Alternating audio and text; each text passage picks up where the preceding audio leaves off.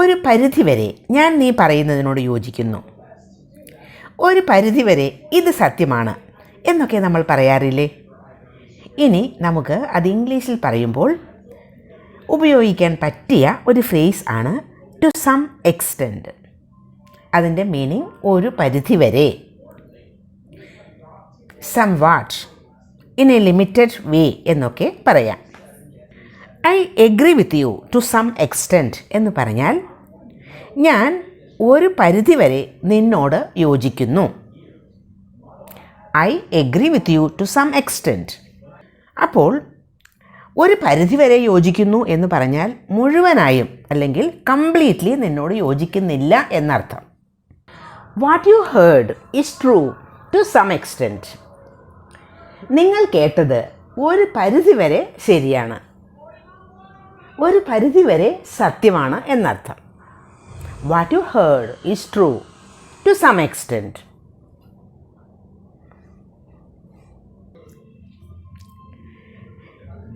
The tragedy was unavoidable to some extent. ആ ദുരന്തം ഒരു പരിധിവരെ ഒഴിവാക്കാൻ പറ്റാത്തതായിരുന്നു.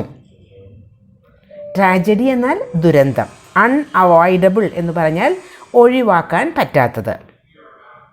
ഒരു പരിധിവരെ അത് ഒഴിവാക്കാൻ പറ്റാത്തതായിരുന്നു എന്നാണ് അർത്ഥം. വേറൊരു എക്സാമ്പിൾ നോക്കാം. I can understand this problem to some extent. ഈ ഒരു പ്രോബ്ലം എനിക്ക് ഒരു പരിധിവരെ മനസ്സിലാക്കാൻ കഴിയും. I can understand this problem to some extent. അപ്പോൾ മുഴുവനായും ആ പ്രോബ്ലം മനസ്സിലാക്കാൻ കഴിയില്ല എന്നർത്ഥം. വേറൊരു എക്സാമ്പിൾ.